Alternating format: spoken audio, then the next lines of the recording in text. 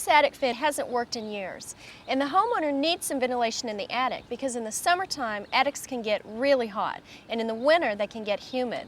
So today I'll show you how to replace the attic fan and how to wire it. We're going to upgrade the fan with a commercial electrical fan, and this one has a lot more features. The first thing that you want to consider is placement of your fan. This one's in the perfect place, so all we have to do is take this one out and put the new one right here. Make sure that your fan is as close to the ridge of the house as possible because this is the highest point in your roof and that's where the heat rises. Plus, if you put your fan in the back of the house, it won't be visible from the street.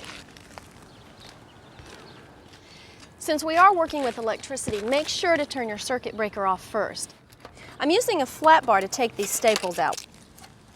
In most cases, you'll only have a couple of staples or nails in the bottom of your fan. Then you need to loosen the shingles around the top area to get this out.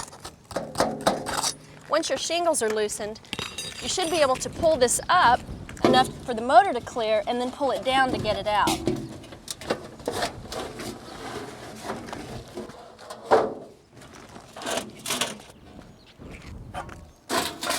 The electrical work is the most difficult part of this project. If you're uncomfortable working with electricity, call a qualified electrician to do it for you. They'll probably charge you anywhere from $75 to $100, but I can show you how you can do it yourself.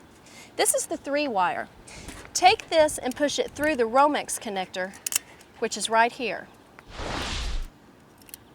Make sure that your wire stays flat. Now, I'm going to start with the ground wire, which is the copper wire. I'm going to bend this back and put it around and attach it there. And then I need to tighten that down.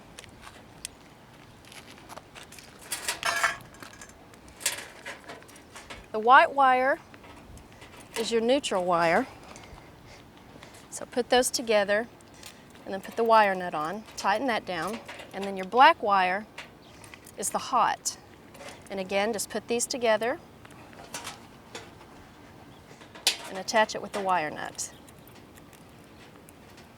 And then you want to tuck all of these wires down neatly into the panel here and then put the cover on.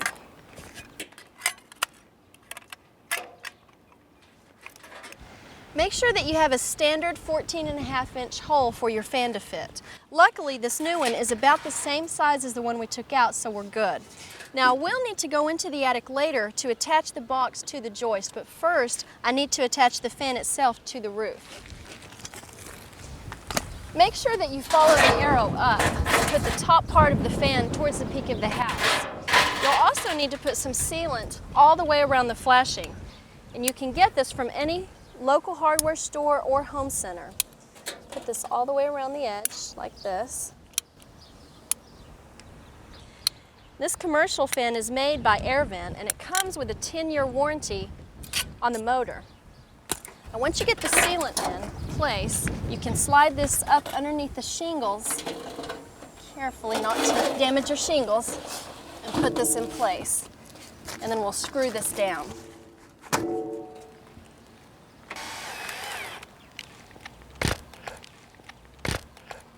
Put about 4 to 6 screws in the bottom of your flashing and then make sure to go over each one with some sealant. This will prevent any leaks in your roof. All right, that's it. We're finished up here on the roof. The only thing that we have left to do is to go into the attic and connect that box to the joist.